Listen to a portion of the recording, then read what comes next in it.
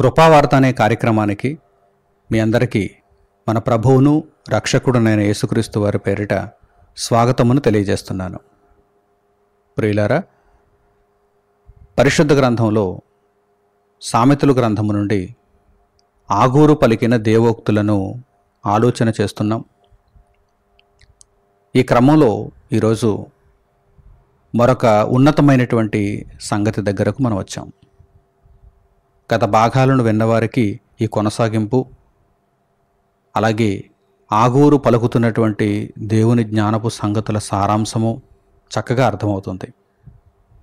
ఒకవేళ ఈ కార్యక్రమాన్ని క్రొత్తగా చూస్తున్న వారు ఎవరైనా ఉంటే కనుక మునుపటి కార్యక్రమాలను కూడా మీరు మరొకసారి వినాలని, అర్థం చేసుకోవాలని నేను కోరుకుంటున్నాను. ఆగూరు పలికిన దేవోక్తులు. ఆగూరు తన్ను తాను తగ్గించుకుంటూ ఉన్నతమైనటువంటి దేవుని సంగతులను గురించి మాట్లాడుతున్నాడు. ఆయన మాట్లాడుతున్నటువంటి జ్ఞానాంశములు ఎంత గొప్పవో గత భాగాలలో మీరు విన్నారు. ఈ భాగంలో కూడా మీరు తెలుసుకోబోతున్నారు. ఈరోజు మనము అధ్యయనం చేయబోతున్నటువంటి ఆగూరు పలికిన దేవోక్తి ఏదనగా సామెతలు గ్రంథము 30వ అధ్యాయము 4వ వాక్యంలో చివరి భాగము. సామెతలు గ్రంథము 30వ అధ్యాయము 4వ వాక్యం చివరి భాగాన్ని మీరు చూడండి. ఆయన పేరేమో, ఆయన కుమారుని పేరేమో నీకు తెలిసి ఉన్నదా? ఆయన పేరేమో, ఆయన కుమారుని పేరేమో నీకు తెలిసి ఉన్నదా అని ఆగూరు ఇక్కడ ప్రశ్నిస్తున్నాడు. పై మాటలలో ఆగూరు ఏమన్నాడు? ఒక్కసారి వాటిని కూడా మనము ఇప్పుడు జ్ఞాపకం చేసుకుందాం. ఆకాశమునకెక్కి మరలా దిగినవాడెవడు అంటే ఈ వాక్య భాగం ఎవరిని గురించి అన్నమాట? దేవుని కుమారుని గురించి. మునుపటి భాగంలో మీకు నేను తెలియజేశాను. పరమునకెక్కి దిగినవాడెవడు? పరమాకాశమునకెక్కి దిగినవాడెవడు? యేసుక్రీస్తు ప్రభువే. అందుచేతనే ఆకాశమునకెక్కి మరలా దిగినవాడెవడు అని యేసుక్రీస్తు ప్రభువును గూర్చి ఇక్కడ ప్రశ్నించాడన్నమాట. ఆ తర్వాత తన పిడికిళ్లతో గాలిని పట్టుకొన్నవాడెవడు? పరమతండ్రి అయిన దేవుడు ఆయన శక్తి సామర్థ్యాలను గూర్చి తర్వాత మాట్లాడుతున్నాడు. తన పిడికిళ్లతో గాలిని పట్టుకొన్నవాడెవడు, బంధించినవాడెవడు? ఈ విషయాన్ని కూడా గత భాగాలలో మనం నేర్చుకున్నాం. ఆ తర్వాత బట్టలో నీళ్లు మూట కట్టినవాడెవడు? పరమతండ్రి అయిన దేవుడు మేఘములలో నీళ్లను నింపుతున్నాడు అనే విషయాన్ని గత భాగాలలో మనం నేర్చుకున్నాం. ఆ తర్వాత భూమి యొక్క దిక్కులన్నిటినీ స్థాపించిన వాడెవడు? భూమి యొక్క నలుదిక్కుల మీద ఆధిపత్యం ఎవరిది? వాటిని అలా స్థాపించిన వారు ఎవరు? ఆ దిక్కులలో జరుగుతున్నటువంటి కార్యక్రమాలను నిర్వహిస్తున్నది ఎవరు? పరమతండ్రి అయిన దేవుడు. ఈ విషయాన్ని కూడా గత భాగంలో మనం నేర్చుకున్నాం. అయితే ఈ ప్రశ్నలన్నింటినీ అడిగిన తర్వాత జవాబుగా ఏమంటున్నాడు చూడండి. ఆయన పేరేమో, ఆయన కుమారుని పేరేమో నీకు తెలిసి ఉన్నదా? అంటే పరమునకెక్కి దిగినవాడు ఆయన కుమారుడు. ఆ తరువాత తన పిడికిళ్లతో గాలిని బంధించినవాడు, బట్టలో నీళ్లు మూట కట్టినవాడు, భూమి యొక్క నలుదిక్కులను స్థాపించినవాడు, పరమందున్న తండ్రి. ఆయన పేరు నీకు తెలుసా? ఆయన కుమారుని పేరు నీకు తెలుసా అని ఇక్కడ అడుగుతున్నాడు ఆగూరు. ఏమంటే పాత నిబంధన గ్రంథంలో పూర్వకాలంలో దేవుడు ఎంత గొప్ప జ్ఞానాన్ని ఆగూరుకిచ్చాడు. ఆగూరు ప్రారంభంలో తను తాను ఎలా తగ్గించుకుంటున్నాడు? అసలు మనుషులలో ఉన్నటువంటి వివేచన నాకుందా? లేదు కదా అంటున్నాడు. పరిశుద్ధ దేవుని గూర్చిన జ్ఞానమే నా దగ్గర లేదు కదా అంటున్నాడు. దేవుని గూర్చి నేను చిన్ననాటి నుండి అభ్యాసం చేసిన వాడనైతే కాదు అంటున్నాడు. తను తాను పూర్తిగా తగ్గించుకుంటున్నాడండి. పూర్తిగా తగ్గించుకుంటున్నాడు. అలా తగ్గించుకుంటున్నటువంటి ఆగూరు ఎంత గొప్ప మాటలు మాట్లాడుతున్నాడు చూడండి. ఎంత గొప్ప మాటలు మాట్లాడుతున్నాడో చూడండి. నిజంగా మనము చాలా వేగంగా చదువుకుంటూ వెళ్ళిపోతే ఆ మాటలలో ఉన్న సారాంశము మన హృదయాలను తాకదు. కానీ ఆగి ఆలోచిస్తూ పరమతండ్రి అయిన దేవుని సన్నిధిలో జ్ఞానమును మనము అర్థిస్తూ వెతుకుతున్నప్పుడు ఇదిగో ఆగూరు పలికిన దేవోక్తులు చాలా ఉన్నతమైనవి అని మనకు అర్థమవుతుంది.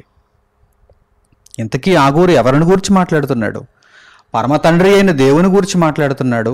ఆయన కుమారుడైన యేసుక్రీస్తుని గురించి మాట్లాడుతున్నాడు. పరమ తండ్రి అయిన దేవుని నామము నీకు తెలిసి ఉన్నదా అని అడుగుతున్నాడు. పరమ తండ్రి అయిన దేవుని యొక్క కుమారుని నామము నీకు తెలిసి ఉన్నదా అని కూడా ఆగూరు ఇక్కడ అడుగుతున్నాడు. అంటే దేవుని పేరు, దేవుని కుమారుని పేరు, దేవుని పేరు, దేవుని కుమారుని పేరు. దేవుని పేరు అనగానే చాలామంది పరిశుద్ధ గ్రంథాన్ని చదివిన వారు ఏమంటారు? యెహోవా అంటారు. లేక పూర్వపు భాషలోనికి వెళ్ళిపోతే, హెబ్రీ భాషలోనికి వెళ్ళిపోతే యావే అంటారు. దేవుని పేరు మాకు తెలుసు కదండి, దేవుని పేరు నీకు తెలిసి ఉన్నదా అని అడుగుతున్నాడేంటి? ఆగూరు ప్రశ్నలు ఎప్పుడూ కూడా చాలా చిన్నవిగా, తేలికగా కనిపిస్తాయి. కానీ వాటి యొక్క పరమార్థాన్ని గనుక ఆలోచన చేస్తే అంతు చిక్కని చక్కని సమాధానాలు ఆ ప్రశ్నలో దాగి ఉన్నాయని మనకు అర్థమవుతుంది. దానికి నిదర్శనం గత వాక్య భాగాలను మీరు విన్నారు కదా, గత పాఠ్యాంశాలను ఈ కార్యక్రమం ద్వారా మీరు నేర్చుకున్నారు కదా. ప్రశ్న పైన మనం ఆలోచన చేస్తే అది చాలా తేలికైనదిగా, చులకనిదిగా కనిపిస్తుంది. కానీ నిజంగా పరమార్థాన్ని వెతికితే అబ్బో చాలా లోతైనటువంటి వివరణ అని మనకు తెలుస్తుంది. ఇదిగో ఈ మాట కూడా అంతే. దేవుని పేరు నీకు తెలుసా అని అడుగుతున్నాడు. దేవుని పేరు నాకెందుకు తెలియదు, పరిశుద్ధ గ్రంథంలో వ్రాయబడింది కదా యెహోవా అని కొంతమంది చెప్పచ్చు. అలాగే కొంతమంది యెహోవా కాదు, యెహోవా అనేటువంటి పదం తెలుగులో తర్జుమా చేయబడినటువంటి పదం, మూల భాషకు మనం వెళ్ళిపోవాలి, పేరు ఎప్పుడూ కూడా ఒకే విధంగా ఉంటుంది, హెబ్రీ భాషలోనికి మనం వెళ్ళిపోతే అక్కడ యావే అని ఉంటుందని కొంతమంది అంటారు. కానీ ఇవేవి కూడా సరైన సమాధానాలు కాదు. మరి దేవుని పేరు ఏమిటి ఇంతకీ? దేవుని పేరు, దేవుని నామము అనగానే దేవుని స్వభావము, ద క్యారెక్టర్, ద యాట్రిబ్యూట్, దేవుని స్వభావము. పరిశుద్ధ గ్రంథాన్ని నిజంగా మీరు చదివితే ఈ విషయం అర్థమవుతుంది. పైన చదివితే అర్థం కాదు. ఈరోజు చాలామంది పైన చదివి ఆగిపోతున్నారు. పైన చదివి ఆగిపోకూడదు, లోతులకు వెళ్ళి పరమార్థాన్ని గ్రహించగలగాలి. దేవుని పేరు అనగానే దేవుని లక్షణం, దేవుని స్వభావం. ఏమంటే మీరు ఎలా చెప్పగలరండి దేవుని పేరు అంటే దేవుని స్వభావం అని? పరిశుద్ధ గ్రంథంలో ఉందా? ఉంటేనే కదా నేను చెప్పేది. పరిశుద్ధ గ్రంథంలో ఉంటేనే కదా నేను చెప్పేది. దేవుడు నాకు తెలియపరిస్తేనే కదా నేను చెప్పేది. దానిని కూడా ఇప్పుడు మీకు వివరిస్తాను, ఆ ఆధారాలను కూడా మీకు చూపిస్తాను కనుక జాగ్రత్తగా నేర్చుకోండి. ఆగూరు అడుగుతున్నాడు, తేలికైన ప్రశ్న అయితే కాదు, సులువుగా చెప్పేటువంటి సమాధానం అయితే కాదు. ఆయన పేరేమో నీకు తెలుసా? గాలిని పట్టుకున్నవాడు, నీటిని బట్టలో మూట కట్టినవాడు, అలాగే భూమి యొక్క దిక్కులను స్థాపించినవాడు. ఆయన పేరేమో నీకు తెలుసా? అంటే ఆయన స్వభావము నీకు తెలుసా? ఆయన లక్షణం నీకు తెలుసా అని అడుగుతున్నాడు అన్నమాట. ఇప్పుడు ఈ విషయానికి సంబంధించినటువంటి ఆధారాలను పరిశుద్ధ గ్రంథం నుండి మనం చూద్దాం. దేవుని పేరు అనగానే దేవుని స్వభావము, దేవుని లక్షణము అని మనం అర్థం చేసుకోవాలి అని సూచించే వాక్య భాగాలను ఇప్పుడు మనం చూద్దాం. పాత నిబంధన గ్రంథంలో నిర్గమకాండానికి మనం వెళ్దాం. అక్కడ మోషేతో దేవుడు మాట్లాడుతున్నటువంటి సందర్భాన్ని మనం చూడగలిగితే ఇదే విషయం అర్థమవుతుంది. నిర్గమకాండము 34వ అధ్యాయము 4వ వాక్యం నుండి మీరు చూడండి. దేవుని పేరు అనగానే యెహోవా అని సరిపెట్టుకుంటున్నటువంటి వారు కాదు, యావే అని అక్కడతో సరిపెట్టుకుంటున్నటువంటి వారు ఈ మాటలను జాగ్రత్తగా వినాలి. అలాగే దేవుని పేరు అంటే ఏమిటో తెలియనటువంటి వారు కూడా జాగ్రత్తగా ఈ మాటలను అర్థం చేసుకోవాలి. నిర్గమకాండము 34వ అధ్యాయము 4వ వాక్యం నుండి చూడండి. కాబట్టి అతడు మొదటి పలకల వంటి 2 రాతి పలకలను చెక్కెను. ఎందుకంటే మొదటి పలకలను పగలగొట్టేశాడు మోషే. మొదట దేవుడు రాతి పలకలను ఇచ్చాడు, ఆ రాతి పలకలను మోషే పగలగొట్టేశాడు. ఎందుకు పగలగొట్టేశాడు? ఇశ్రాయేలీల యొక్క విగ్రహారాధనను బట్టి అతను కోపం వచ్చింది, పగలగొట్టేశాడు. ఎందుకు దేవుని ఆజ్ఞలు మీకు దూడను చేసుకున్నారు, దూడను పూజిస్తున్నారు కదా అని మోషే కోపం మండెను, రాతి పలకలను పగలగొట్టాను. అయితే దేవుడు మరలా రెండవసారి రాతి పలకలను చేయమన్నాడు. చూడండి, కాబట్టి అతడు మొదటి పలకల వంటి 2 రాతి పలకలను చెక్కెను. మోషే తనకు యెహోవా ఆజ్ఞాపించినట్లు ఉదయమందు పెందలకడ లేచి ఆ 2 రాతి పలకలను చేత పట్టుకుని సీనాయి కొండ ఎక్కగా. మరల దేవుని దగ్గరికి వెళ్ళిపోయాడు మోషే, సీనాయి కొండ మీదకి వెళ్ళిపోయాడు. ఏమంటే ఇక్కడ మీరు ఒక చక్కని రహస్యాన్ని కూడా గమనించాలి. ఒక చక్కని రహస్యాన్ని అందులో దేవుడు పొందుపరిచాడు. అదేంటంటే, మోషే మొదటిసారి చేయబడినటువంటి రాతి పలకలను పగలగొట్టాడు కదా, అలా పగలగొట్టి మరల రెండవసారి మోషే రాతి పలకలను చేయటంలో దేవుడు ఒక రహస్యాన్ని మనకు వెల్లడి చేస్తున్నాడు. ఆ రహస్యాన్ని ఎవరైనా ఆలోచించారా? ఆ రహస్యం ఏమైనా మీ హృదయపు తలుపు తడుతోందా? ఒక్కసారి గమనించండి. ఎందుకు ఈ విధంగా జరిగింది? మోషే కోపం మండింది, మోషే రాతి పలకలను పగలగొట్టేశాడు, మరల రెండవసారి మొదటి రాతి పలకల వంటి రాతి పలకలను చేశాడు. ఇలా దేవుడు జరిగించటంలో, ఆయన ప్రణాళికను ఈ విధంగా కొనసాగించటంలో ఉన్నటువంటి రహస్యాన్ని ఏమైనా మీరు గమనించారా? ఆ రహస్యం ఏంటో తెలుసా? దేవుడు భవిష్యత్తులో మరలా నూతన నిబంధన చేయబోతున్నాడు. అంటే మొదటి నిబంధన దేనికి సూచన అన్నమాట? మొదటిసారి రాతి పలకలను చేయటానికి సూచన. రెండవ నిబంధన దేనికి సూచన అన్నమాట? రెండవసారి రాతి పలకలను చేయటానికి సూచన. అంటే దేవుడు ఆనాడే చెప్పేశాడు. అర్థం చేసుకున్న వారికి అర్థమైనంత, అర్థం కాని వారికి ఏమీ అర్థం కాదు. రాతి పలకలను పగలగొట్టేశాడు, రెండవసారి రాతి పలకలను చేసేసుకున్నాడు, వారికి ఇచ్చేశాడు, అలా చదువుకుంటూ వెళ్ళిపోతారు.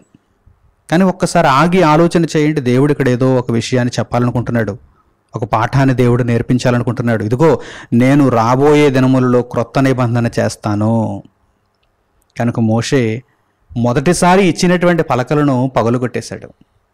కేవలం ఆ కారణం నిమిత్తమే కాదు, ఇక్కడ ఇశ్రాయేలీయులు చేయించినటువంటి విగ్రహారాధన నిమిత్తము మోషే కోపము మండింది, మోషే ఆ రాతి పలకలను పగలగొట్టాడు. కానీ ఈ సందర్భాన్ని చూపిస్తూ దేవుడు మనకు భవిష్యత్తును ఒక పాఠంగా నేర్పిస్తున్నాడు. అర్థం చేసుకోవాలి మనం, దేవుని యొక్క సంకల్పాన్ని అర్థం చేసుకోవాలి. మొదటి రాతి పలకలను పగలగొట్టేశాడంటే పాత నిబంధన ఈ విధంగానే అదృశ్యమైపోతుంది. మరల దేవుడు ఆ స్థానంలో క్రొత్త నిబంధన తీసుకొస్తాడు. మరల క్రొత్తగా రాతి పలకలను మోషే చెక్కాడు. మీకు అర్థమవుతుందా? ఇప్పుడు ఆ సందర్భాన్ని చదువుతూ ముందుకు వెళదాం. దేవుని నామము అంటే ఏమిటో తెలుసుకోవాలి కదా మనం. మరి ఆ సందర్భాన్ని చదువుతూ ముందుకు వెళదాం. మోషే సీనాయి కొండ ఎక్కాడు. చూడండి, తర్వాత చూడండి. మేఘములో యెహోవా దిగి అక్కడ అతనితో నిలిచి యెహోవా అను నామమును ప్రకటించెను. దేవుడు మోషేకు సీనాయి కొండ మీద ఏ నామమును ప్రకటించాడు?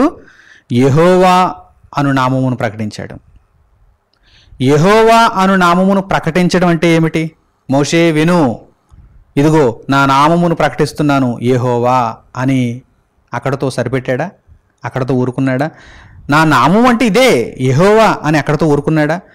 అలా ఊరుకుంటే, దేవా ఈ పేరు మాకు ముందే తెలుసు కదా, యెహోవా అని మేము పిలుస్తున్నాం కదా, యెహోవా అనేటువంటి ఈ 3 అక్షరాల పదం తెలుగులో లేక హెబ్రూ భాషలో యావే అనేటువంటి ఆ పదాన్నైనా, ఇదిగో తెలుగులో ఉన్నటువంటి యెహోవా అనేటువంటి పదమైనా, ఈ పదం మాకు ముందే తెలుసు కదా తండ్రి, నీవు ప్రకటించాలనుకున్నది ఇదేనా? నేను సీనాయి కొండ ఎక్కి వచ్చాను, నువ్వెంతో పవిత్రంగా చెబుతానన్నావు నీ పేరును, ఇదేనా? ఈ 3 అక్షరాల పదమైనా? తెలుగులో అయితే ఈ 3 అక్షరాల పదం, హీబ్రూ భాషలో అయితే యావే అనేటువంటి పదం. ఇక మిగిలిన భాషల్లోనూ తర్జుమా చేసుకుంటే ఆయా భాషల్లో వచ్చేటువంటి పదాలు, ఉత్పన్నమయ్యేటువంటి పదాలు ఇవేనా నీవు చెప్పాలనుకున్నది? ఈ పేరునేనా? ఈ పేరును నీవు మాకు చెప్పడం వలన మాకు ఏమర్థమవుతుంది? నిన్ను గూర్చి మాకు ఏమర్థమవుతుంది? అంటే దేవుడు ఇక్కడ తన పేరును ప్రకటించాలి అనుకున్నాడంటే, పేరును అనగానే అక్షరాలను కాదు, పేరును అనగానే స్వభావాన్ని, లక్షణాలను. దేవుని దగ్గరికి వెళ్ళేసరికి దేవుని పేరు అనగానే అక్షరాలు కాదు, లక్షణాలు. అక్షరాలు కాదు, లక్షణాలు అంటున్నాడు దేవుడు. యెహోవాను తన నామమును ప్రకటించాడు. ఎలా ప్రకటించాడో తర్వాతి వాక్య భాగంలో చెప్పాడు. జాగ్రత్తగా చూడండి. అతని ఎదుట యెహోవా అతని దాటి వెళ్ళుచు, యెహోవా కనికరము, దయ, దీర్ఘశాంతము, విస్తారమైన కృప, సత్యములు గల దేవుడైన యెహోవా. ఇదిగో ఇది ఆయన పేరును ప్రకటించడం అంటే. ఆయన నామమును మోషేకు తెలియజేయడం అంటే ఇదే. ఆగూరు అడిగాడు చూసారా, ఆయన పేరేమో నీకు తెలిసి ఉన్నదా? నాకు తెలుసు, నేను ఆయన పేరును తెలుసుకున్నాను, యెహోవా ఆయన పేరు అని చెబితే గుడ్డు సున్నా, నీకు మార్కులు రావు, నీకేం అర్థం కాలేనట్టే. ఆయన పేరు అనగానే ఆయన స్వభావం, ఆయన లక్షణం. ఏమిటి ఆయన లక్షణం? చూడండి, ఆయన లక్షణాలు, ఆయన స్వభావాలు ఎలా ఉన్నాయి చూడండి. యెహోవా కనికరము, దయ, దీర్ఘశాంతము, విస్తారమైన కృప, సత్యములు గల దేవుడైన యెహోవా. ఇంకా చూడండి, ఆయన 1000 మందికి కృపను చూపుచు దోషమును, అపరాధమును, పాపమును క్షమించును గాని ఆయన ఏమాత్రమును దోషులను నిర్దోషులుగా ఎంచక 3-4 తరముల వరకు తండ్రుల దోషమును కుమారుల మీదకిని, కుమారుల కుమారుల మీదకిని రప్పించునని ప్రకటించెను. ఆయన నామమును ఈ విధముగా ప్రకటించెను, తెలియపరచెను. అంటే దేవుడు ఈ సందర్భం ద్వారా మనకేం చెప్పాలనుకుంటున్నాడు? నా పేరు అనగానే ఏదో మీరు రాసుకునేటువంటి అక్షరాలతో కూడినది కాదు, లక్షణాలతో కూడినది. మీరు అర్థం చేసుకోవలసిన లక్షణాలతో కూడుకున్నది. ఈ లక్షణమే ఆయన నామము. ఆగూరు అదే అడుగుతున్నాడు. అక్కడ. ఆయన పేరేమో నీకు తెలిసి ఉన్నదా? ఆయన పేరేమో నీకు తెలిసి ఉన్నదా అంటే ఆయన లక్షణమేమో నీకు తెలిసి ఉన్నదా? ఆయన స్వభావమేమో నీకు తెలిసి ఉన్నదా? ఏమంటే ఏది తెలుసుకోవడం కష్టం ప్రజలకి, మనుష్యులకి? ఆయన లక్షణాలను, ఆయన స్వభావాన్ని తెలుసుకోవడం కష్టం. ఆయన పేరు ఒక 3 అక్షరాలతో సరిపెట్టి మనం ఇచ్చేస్తే దానిని తెలుసుకోవడం పెద్ద కష్టమా? దానికి ఒక తరగతి అవసరమా? దానికి మహాజ్ఞానం అవసరమా? తరములలో యుగములలో మరుగు చేయబడిన మహాజ్ఞానం అని దేవుడు చెప్పడం అవసరమా? ఎవరు పడితే వారే తెలుసుకుంటారు ఆ 3 అక్షరాల పదాన్ని. కానీ స్వభావాన్ని తెలుసుకున్నవాడే గొప్పవాడు, లక్షణాన్ని తెలుసుకున్నవాడే వీరుడు, వాడే జ్ఞాని అవుతాడు, వాడే తన బ్రతుకును చక్కదిద్దుకోగలుగుతాడు. ఏమంటే దేవుని లక్షణాన్ని మనం తెలుసుకోవడం వలన మన బ్రతుకు మారుతుంది, కానీ పేరు ఏదో తెలుసుకోవడం వలన మన యొక్క బ్రతుకు ఎలా మారుతుంది? ఈ మాత్రం ఆలోచించలేకపోయారా కొంతమంది? ఈ మాత్రం ఆలోచించలేరు. ఎందుకంటే వారి మనస్సు తెరవబడదు. ఈరోజు మీ మనస్సు అయినా తెరవబడిందా? తెరవబడితే సంతోషం, లేదంటే అక్కడ విచారమే. మిమ్మును బట్టి మరల విచారమే దేవునికి. ఇంకా ఈ మనసు తెరవబడలేదా? ఇంకా ఈ మనోనేత్రం తెరవబడలేదా? ఆలోచించండి, ప్రయత్నించండి. లోకంలో ఎన్నో విషయాలను మీరు పరిశోధించి తెలుసుకోవటానికి కష్టపడుతున్నారు, ఇష్టపడుతున్నారు. మరి దేవుని గురించి తెలుసుకోవడానికి ఎందుకండి ఇష్టపడటం లేదు, కష్టపడటం లేదు? దేవుని పేరు అనగానే ఏదో పైన మనము అక్షరాలతో వ్రాసేది అని మాత్రమే అనుకోకండి. అది ప్రారంభం, ఆలదశ. అది మీరు పరిపూర్ణంగా తెలుసుకోవాలి. దేవుని పేరు అనగానే దేవుని స్వభావము, దేవుని లక్షణము, అది అంత గొప్పది కనుకనే ఆగూరు అడుగుతున్నాడు, ఆయన పేరేమో నీకు తెలిసి ఉన్నదా? ఆయన నామమును నీవు గ్రహించగలిగావా? అడుగుతున్నాడు. ఇంకా చూద్దాం ఈ విషయాన్ని గురించి. ఇంకా పరిశుద్ధ గ్రంథంలో ఆలోచన చేద్దాం. ద్వితీయోపదేశ కాండము 32వ అధ్యాయము 3వ వాక్యాన్ని మీరు చూడండి. ద్వితీయోపదేశ కాండము 32వ అధ్యాయము 3వ వాక్యం. నేను యెహోవా నామమును ప్రకటించెదను. మోషే ఏమంటున్నాడు? నేను యెహోవా నామమును ప్రకటించెదను, మన దేవుని మహాత్మ్యమును కొనియాడుడి. మోషే దేవుని నామమును ప్రకటిస్తాను అంటున్నాడు. దేవుని నామమును ప్రకటించడం అంటే ఏమిటి? అందరి దగ్గరికి వెళ్ళి యెహోవా యెహోవా యెహోవా యెహోవా యెహోవా యెహోవా అయిపోయింది అని వెళ్ళిపోవడం అనుకుంటున్నారా? దేవుడు ఎంత కీర్తనీయుడో, దేవుడు ఎంత ఘనుడో, దేవుని మహాత్మ్యము ఎంత గొప్పదో, దేవుని గుణగణాలు, దేవుని లక్షణాలు ఎంత ఉన్నతమైనదో చెప్పటం, ఆ ఉన్నతమైన లక్షణాలను గురించి చెప్పడం దేవుని నామాన్ని ప్రకటించడం అంటే. అంతే తప్ప యెహోవా యెహోవా యెహోవా సువార్త అయిపోయింది వెళ్ళిపోతున్నాను అనడం కాదు. దేవుని నామమును ప్రకటించడం అంటే అక్షరాల రూపంలో పేరును ప్రకటించడం కానే కాదు, ఆయన లక్షణాలను ప్రకటించడం, ఆయన అదృశ్య లక్షణాలను ప్రకటించడం. అందుచేతనే ఇక్కడ మోషే, తండ్రి నీ నామమును నేను ప్రకటిస్తాను అన్నాడు. అంటే నీ గుణగణాలను ప్రకటిస్తాను అని అర్థం, నీ స్వభావాన్ని ప్రకటిస్తాను అని అర్థం, నీ స్వరూపాన్ని ప్రకటిస్తానని అర్థం. మీకు అర్థమవుతుందా? దేవుని పేరు అనగానే దేవుని లక్షణాలు, దేవుని గుణగణాలు. అలాగే 45వ కీర్తన 17వ వాక్యాన్ని మీరు చూడండి. 45వ కీర్తన 17వ వాక్యం, తరములన్నిటను నీ నామము జ్ఞాపకముండునట్లు నేను చేయుదును, కావున జనములు సర్వకాలము నీకు కృతజ్ఞతాస్తుతులు చెల్లించుదురు. తరములన్నిటను నీ నామము జ్ఞాపకముండునట్లు నేను చేయుదును అంటే అర్థం ఏంటి? నీ గుణగణాలను వారు జ్ఞాపకము చేసుకొనున్నట్లుగా నేను చేయుదును. నీవు జరిగించినటువంటి ఆశ్చర్య కార్యములు, అద్భుతములు, సూచక క్రియలు వీటన్నింటినీ జనములు కొనియాడునట్లుగా, వారి జ్ఞాపకాలలో ఉంచుకొనున్నట్లుగా నేను చేయుదును, కావున జనములు సర్వకాలము నీకు కృతజ్ఞతాస్తుతులు చెల్లించుదురు అని కీర్తనకారుడు ఇక్కడ మాట్లాడుతున్నాడు. అంటే దేవుని పేరు అనగా ఏమిటన్నమాట? దేవుని లక్షణాలే, దేవుని యొక్క గుణగణాలే. అంతకు మించి మరొక సమాధానం మీ దగ్గర ఉంటే అది తప్పు అవుతుంది. దేవుని పేరు అనగానే కేవలం అక్షరాల రూపంలో మీరు చూపించేది కానే కాదు.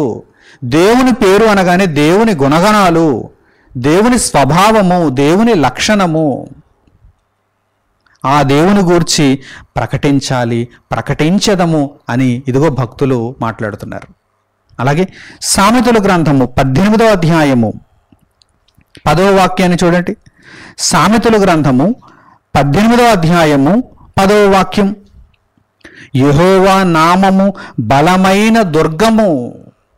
యెహోవా నామము బలమైన దుర్గము. దుర్గం అంటే ఏంటి? కోట. ఏమంటే ఆ పేరు ఒక్కటేనా? అక్షరాల రూపంలో మనకు కనిపించేటువంటి ఆ పేరు ఒక్కటేనా బలమైన కోట? కాదు. ఆయన గుణగణాలు, ఆయన స్వభావము, ఆయన కార్యములు, అవి బలమైన కోటలంటే. చూడండి, యెహోవా నామము బలమైన దుర్గము, నీతిమంతుడు అందులోనికి పరుగెత్తి సురక్షితముగా నుండును. అంటే దేవుని లక్షణాలలోనికి నీతిమంతుడు పరిగెత్తి సురక్షితముగా ఉంటాడు. ఈరోజు ఆయన లక్షణాలను మీరు తెలుసుకోవటం వలన మీరు కూడా ఆయనను వెంబడించే అవకాశం ఉంది కదా. ఆయన యొక్క మార్గములోనికి, ఆయన నామములోనికి మీరు ప్రవేశించే అవకాశం ఉంది కదా. ఆయన గుణగణాలను తెలుసుకునేట ద్వారా మనలో నీతి కనిపిస్తుంది, మనలో భక్తి కనిపిస్తుంది. ఆయన నామము ఆ విధముగా మనకు బలమైన దుర్గము. అంతే తప్ప అక్షరార్థంగా మనము పేరును మాత్రమే తీసుకోవటం కాదు, ఆయన స్వభావం, ఆయన లక్షణం. దీనిని గూర్చే ఆగూరు ప్రశ్నిస్తున్నాడు. ఆగూరు కూడా ఏం చెప్పాడు? ఆయన లక్షణాలనే చెప్పాడు కదా.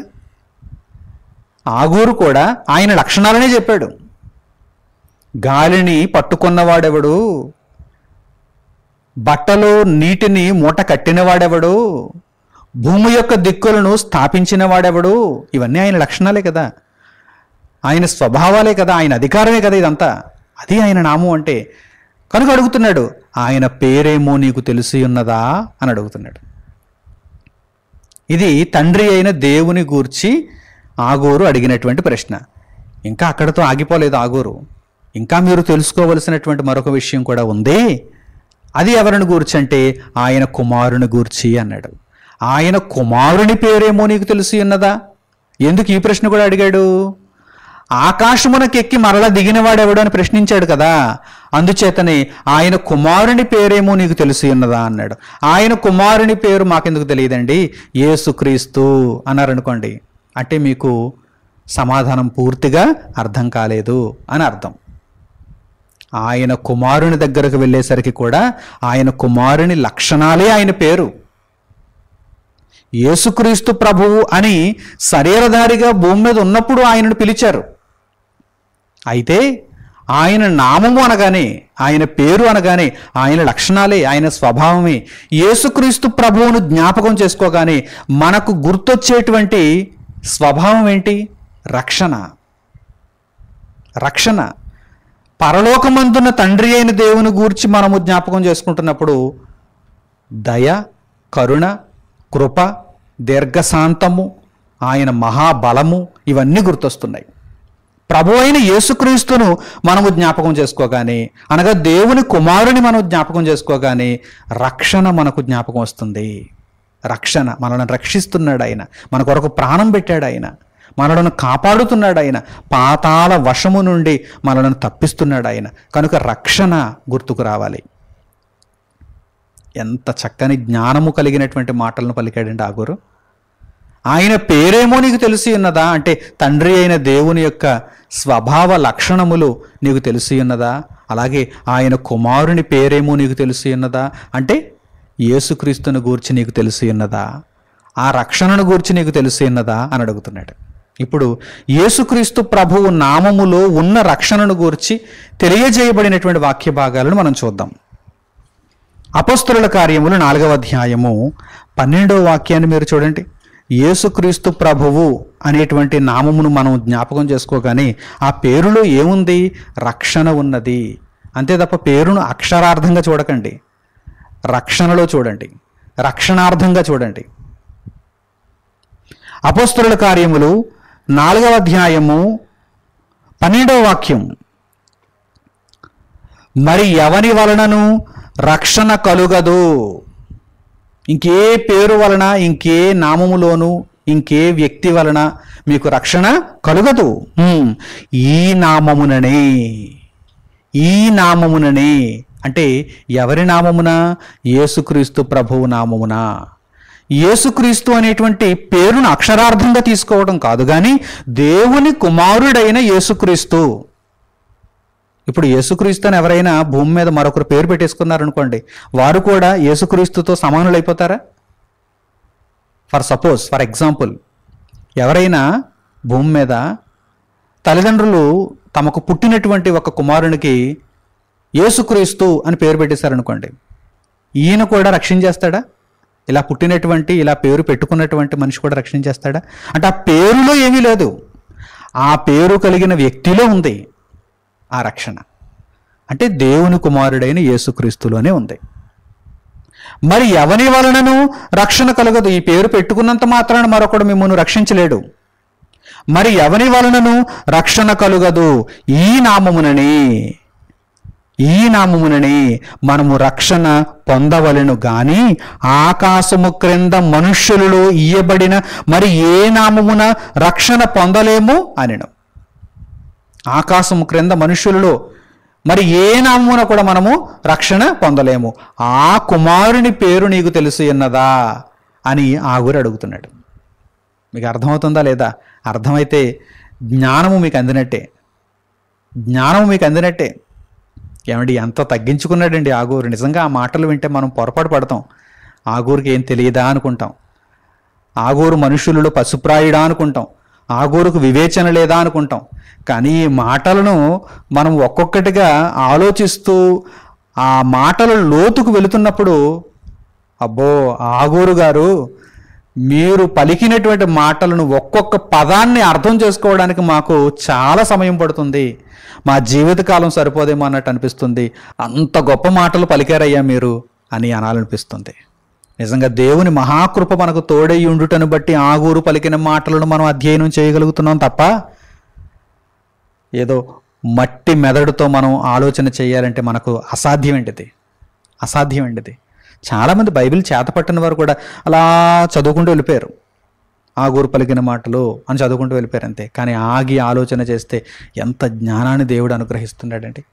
అలాగని నేనేదో ఈరోజు ఈ మాటలను, ఈ జ్ఞానాన్ని మీకు పరిచయం చేస్తున్నానని, నేనేదో గొప్పవాడినని మీ ఎదుట కనపరుచుకోవటం కాదు. ఈ మాటలను పలికిన ఆగూరే చాలా తగ్గించుకుంటున్నప్పుడు ఆ ఆగూరు కంటే తగ్గించుకుంటున్నాను నేను. ఈ మాటలను, ఈ దేవోక్తులను పలికినటువంటి ఆగూరే అంత తగ్గించుకున్నప్పుడు ఆగూరు కంటే తక్కువ వాడనే నేను. నిజంగా ఆగూరు కంటే తక్కువ వాడనే నేను. కానీ దేవుడు తన మహాకృప చేత ఈ మాటల సారాంశాన్ని ఇదిగో నన్ను చెప్పమని నన్ను నిలబెట్టాడు. వినడానికి మీకు అవకాశాన్ని, ధన్యతనిచ్చాడు, మహాభాగ్యాన్ని ఇచ్చాడు. మీరు అనేకులకు ప్రకటించాలి. ఈ తగ్గింపుతనంతో ప్రకటించాలి. ఈ తగ్గింపుతనంతో ప్రకటించాలి. అంతే తప్ప ఈ మాటలు నాకు దొరికేసాయి కదా, నేను ఇప్పుడు రాజాదిరాజును, వీరాది వీరుడను, నేను సన్మానాలు చేయించుకుని, దండలు వేయించుకుని, అధికారాన్ని పొంది, నేను ఈ మాటలను నా స్వలాభం కోసం వినియోగించుకుంటాను అని అనుకుంటే మీరు దౌర్భాగ్యులైపోతారు. దేవుని దృష్టిలో మీరు నీచులైపోతారు. అలా కాకుండా ఇదిగో ఆగూరు ఎంత తగ్గించుకున్నాడు, ఆ ఒక్క విషయాన్ని మీరు గమనించండి. ఆగూరు ఎంత తగ్గించుకున్నాడు, మన ప్రభువైన యేసుక్రీస్తు ఎంత తగ్గించుకున్నాడు, తన్ను తానే రిక్తునిగా చేసుకున్నాడు. నిజంగా ఆయన మాటలు నిత్య సత్యాలు, సర్వసత్యాలు. తన్ను తాను తగ్గించుకున్నవాడు హెచ్చింపబడును. ఇదిగో ఆగూరుని చూడండి, ఈరోజు మనం ఎలా చూస్తున్నామో, ఒక సింహాసనం మీద కూర్చున్నటువంటి అధిపతిలా చూస్తున్నాం మనం ఆగూరుని. అంత తగ్గించుకున్నాడు గనక, ఆ రోజు అంత తగ్గించుకున్నాడు కనుక ఈరోజు దేవుడు ఎంత హెచ్చించాడో చూడండి. ఆగూరుని ఎంతగా హెచ్చిస్తున్నాడు చూడండి. మన మదిలో ఆగూరు ఎంత గొప్పవాడైపోయాడు చూడండి. అలాగే మనలను కూడా దేవుడు హెచ్చిస్తాడు. మనలను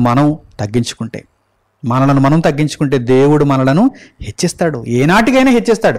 ఈరోజే ఆ హెచ్చింపుతనం మీకు కనిపించకపోవచ్చు, ఏనాటికైనా హెచ్చిస్తాడు. అప్పుడు మీరు చాలా సంతోషిస్తారు, చాలా ఆనందిస్తారు. కనుక తగ్గింపు జీవితాన్ని మనం కలిగి ఉండాలి. ఆయన కుమారుని పేరేమో నీకు తెలిసి ఉన్నదా అని ఆగూరు అడుగుతున్నాడు. అంటే రక్షణకర్తను గూర్చి నీవు తెలుసుకున్నావా అని అడుగుతున్నాడు అన్నమాట. నిన్ను రక్షించే నాథుని గూర్చి నీవు తెలుసుకున్నావా అని అడుగుతున్నాడు అన్నమాట. ఇదిగో అపోస్తలుల కార్యములలో మనకు తెలియజేయబడింది కదా, యేసుక్రీస్తు ప్రభువు ద్వారానే రక్షణ కలుగుతుంది. ఆకాశము క్రింద మనుష్యులలో ఇయ్యబడిన మరి ఏ నామమున కూడా రక్షణ లేదు, పొందలేము అని అపోస్తలులు ప్రకటించారు. అలాగే పౌలు గారు ఫిలిప్పీయులకు రాసినటువంటి పత్రిక 2వ అధ్యాయము 9వ వాక్యం నుండి కూడా చూడండి. యేసుక్రీస్తు ప్రభు అనేటువంటి నామము ఎంత గొప్పదో, ఆ నామమును మనము ఎంత గొప్పగా తెలుసుకోవాలో ఇక్కడ వ్రాయబడింది. పౌలు గారు ఫిలిప్పీయులకు రాసినటువంటి పత్రిక 2వ అధ్యాయము 9వ వాక్యం నుండి, అందుచేతను అంటే ఎందుచేత, యేసుక్రీస్తు ప్రభు తన్ను తాను ఎంతో గొప్పగా తగ్గించుకున్నందుచేత, అందుచేతను పరలోకమందున్న వారిలో కానీ, భూమి మీద ఉన్న వారిలో కానీ, భూమి క్రింద ఉన్న వారిలో కానీ ప్రతి వాని మోకాలును యేసు నామమున, ఆ నామములో ఉన్న గొప్పతనం అది, ఆ నామము యొక్క కీర్తి ప్రతిష్టలవి, ఆ నామము యొక్క స్వభావ లక్షణాలవి, అంత గొప్ప నామం అది. యేసు నామమున వంగునట్లును ప్రతి వాని నాలుకయు తండ్రి అయిన దేవుని మహిమార్థమై యేసుక్రీస్తు ప్రభువని ఒప్పుకొనున్నట్లును దేవుడు ఆయనను అధికముగా హెచ్చించి ప్రతి నామమునకు పై నామమును ఆయనకు అనుగ్రహించెను. ప్రతి నామమునకు పై నామము అంటే గొప్ప అధికారాన్ని అనుగ్రహించాడని, గొప్ప లక్షణాలను ఆయన కలిగి ఉన్నాడని అర్థం. ప్రతి నామమునకు పై నామమును యేసుక్రీస్తు కలిగి ఉన్నాడు. ప్రియులారా, ఆలోచన చేస్తున్నారా?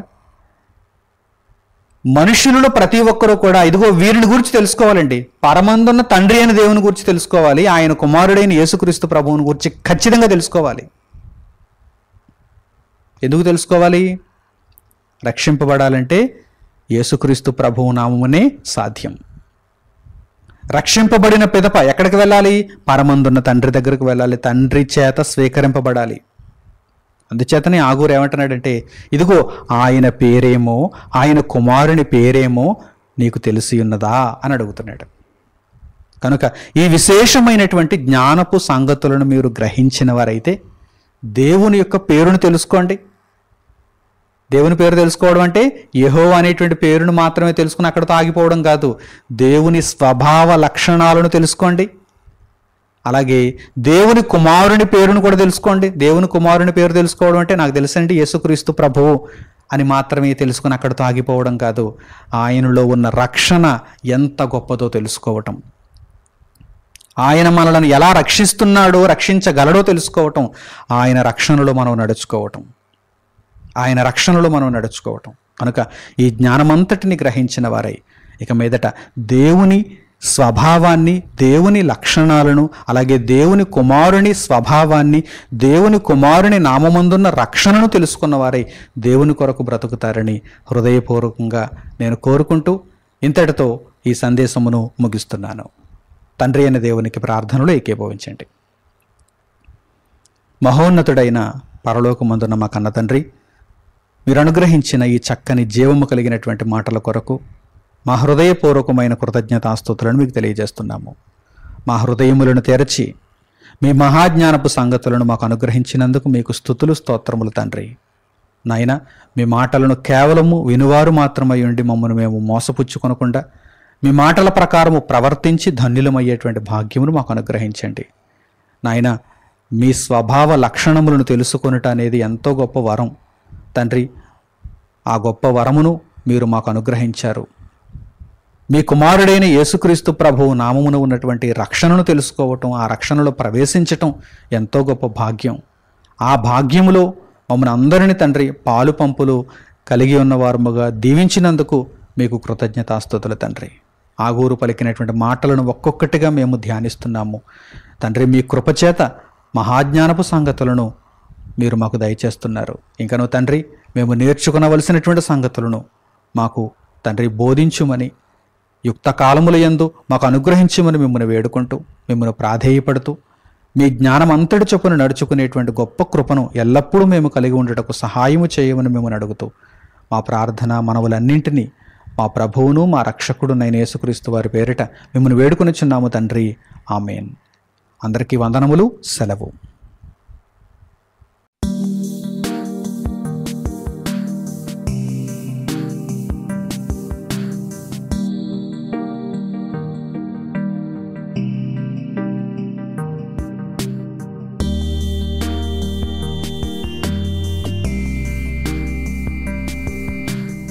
సహోదరులు మణికుమార్ గారు ప్రసంగించిన ఎన్నో ఆత్మ సంబంధమైన సంగతులను ఉచితంగా వీక్షించుటకు మా యూట్యూబ్ ఛానల్స్ను తప్పక దర్శించండి. మా సమాచారమును ఎప్పటికప్పుడు తెలుసుకొని ఆత్మీయ అభివృద్ధిని అందవలనంటే మా యూట్యూబ్ ఛానల్స్ను సబ్స్క్రైబ్ చేసుకోండి. సత్వర నోటిఫికేషన్ కొరకు సబ్స్క్రైబ్ బటన్ ప్రక్కన ఉన్న బెల్ సింబల్ను క్లిక్ చేయండి. మరిన్ని వివరాలకు మీరు సంప్రదించవలసిన మా ఫోన్ నంబర్స్ 8978414178 మరియు 8333927666. ధన్యవాదములు.